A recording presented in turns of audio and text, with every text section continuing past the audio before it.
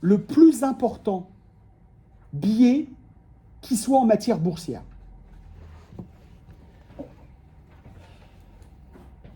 Il y a un chercheur qui s'appelle Odéon, qui a étudié à peu près 10 000 portefeuilles aux États-Unis.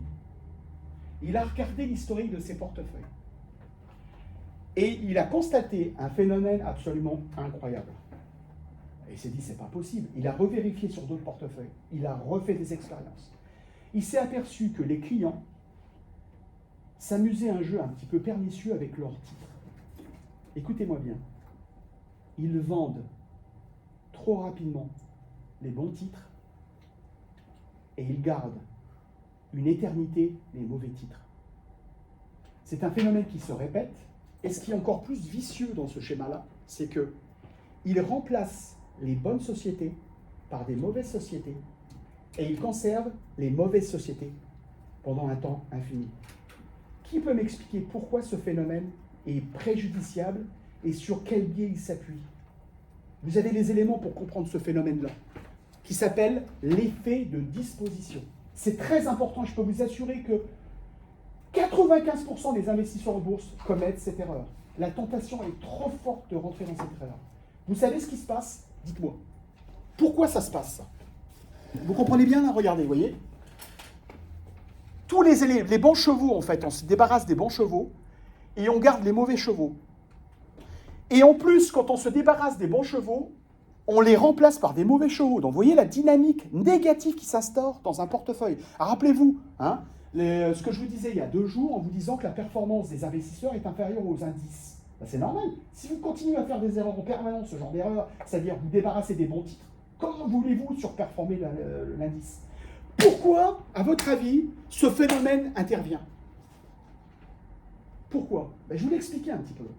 Par, premièrement, l'aversion à la perte. Quand vous avez un titre en perte, qu'est-ce que vous essayez de faire? Qu'est-ce que vous faites? Quand vous avez un titre en perte, qu'est-ce que je vous ai dit tout à l'heure? Qu'est-ce que vous faites? Vous le gardez pourquoi? Pour espérer qu'il revienne à zéro. On est d'accord de ça? Alors bien sûr, ça va pas arriver. D'accord? Le titre ne va pas remonter. Il va continuer à baisser. Donc en fait, vous maintenez un titre qui perd dans l'espoir qu'il revienne à zéro pour vous en débarrasser. Ça, c'est le phénomène négatif. D'accord? Et dans l'autre côté, quand vous avez un titre gagnant, vous savez ce que vous faites? Vous le vendez et pourquoi? Parce qu'il est plus cher que son acheteur. Oui, et donc vous faites une plus-value. La tentation de faire une plus-value rapide est tellement forte qu'on ne peut pas se retenir de vendre le titre. C'est-à-dire, vous voyez, vous achetez un titre 100, il passe à 130, la tentation est très forte de vous en séparer. Alors que c'est justement pas ce qu'il faut faire. Il faut le conserver. Parce qu'en général, une hausse se passe sur 3 à 5 ans. Donc en fait, vous savez ce qui se passe? Je vais vous montrer le phénomène, c'est absolument dingue. Vous voyez, vous avez un phénomène de hausse et de perte, regardez. Imaginez que c'est la courbe d'un titre, d'accord? Je vous dis que la courbe de hausse est à peu près sur 3 ans. Vous l'achetez ici à ce domaine-là, d'accord? Ok? Il fait 30%, oh super, je le vends. Le lendemain, vous regardez, vous dites, zut, il progresse encore ce titre-là. Pendant une semaine, vous dites, zut, j'ai un regret, j'aurais peut-être pas dû le vendre. Qu'est-ce que vous faites? Vous rachetez. Super. Il prend 30%, tentation de vendre. Ah, cette fois, j'ai vraiment super bien joué ça. Super investisseur, je revends. Je regarde le lendemain du journal. Vous savez, le lendemain du journal, qu'est-ce que je souhaite presque? Vous savez ce que je souhaite? Je souhaite qu'il rebaisse. Vous savez pourquoi? Parce que ça me conforte dans mon choix d'avoir vendu. D'accord? Mais malheureusement, vous savez pas quoi? Il continue à monter. Pourquoi je vous ai dit ça? Parce que la courbe de hausse, elle est sur 3 ou 5 ans. Qu'est-ce que je refais? J'achète. Alors ce petit manège-là peut durer très longtemps. D'ailleurs, on le voit très très bien. Sur des titres, les gens continuent à acheter, ils n'arrêtent pas de racheter le même titre. Parce qu'en fait, ils ont tiré un profit et ils veulent répéter cette expérience positive. Donc ils vont racheter. Et d'un seul coup, qu'est-ce qui se passe? Enfin, d'un seul coup, au bout de quelques années. On situe dans quelle position? On situe dans quelle position? Position de perte. Qu'est-ce que je fais en perte? Je garde. Pourquoi? Parce que j'espère quoi? J'espère que ça fasse. D'accord? Et qu'est-ce qui se passe? Vous prenez toute la toute la baisse. Donc regardez. Je prends une partie de la hausse, je prends une partie de la hausse, et j'ai toute la baisse. Comment voulez-vous battre l'indice avec ce genre de comportement? Ça vous paraît caricatural, mais c'est ce qui se passe. Alors je ne dis pas que 100% des investisseurs font ça, mais en tout cas, ça a été vérifié sur des milliers de comptes que les gens continuent sans arrêt à faire ça. Et sans arrêt, vous avez la version à la perte, c'est-à-dire en fait, je vais vous dire, je vous en parlerai tout à l'heure, enfin demain, enfin plutôt vendredi, je vous parlerai de la théorie de la perspective. Que dit la théorie de la perspective? C'est que je prends des risques quand je suis en perte, et je ne prends pas de risques quand je suis en phase de gain. C'est-à-dire, c'est quoi ne pas prendre de risques en phase de gain? C'est vendre tout de suite. Alors que lorsque je suis en baisse, en perte, ça me fait tellement mal la perte que je suis prêt à prendre des risques inconséquents, juste dans l'espoir de revenir à zéro. C'est-à-dire en fait que quand je suis en baisse, je suis dans une position de statu quo. C'est-à-dire que je ne fais plus rien. J'ai tellement peur du regret. Voyez, vous savez quel regret j'ai peur? Si je vendais là, vous savez ce que j'ai craint? Je crains le plus, c'est que je vende et que le titre parte à la hausse. Ça, c'est mon cauchemar. Vous comprenez ce que je veux dire? Je vends à perte et je vois le lendemain que le titre monte. Ça, c'est excessivement douloureux. Parce que je sais que j'avais une proposition pour regagner ce que j'avais perdu. Ça, donc ça veut dire que je ne fais plus rien.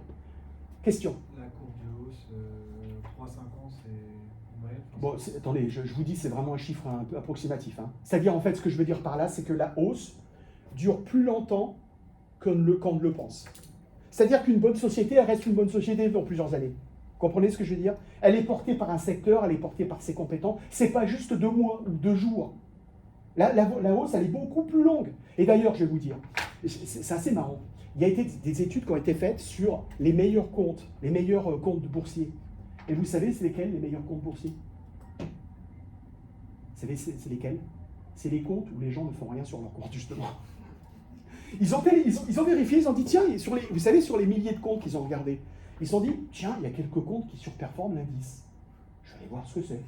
Et ils ont vu, et ils téléphonent au client, et le client réagit en disant, ah, je ne me rappelais plus que j'avais un compte là.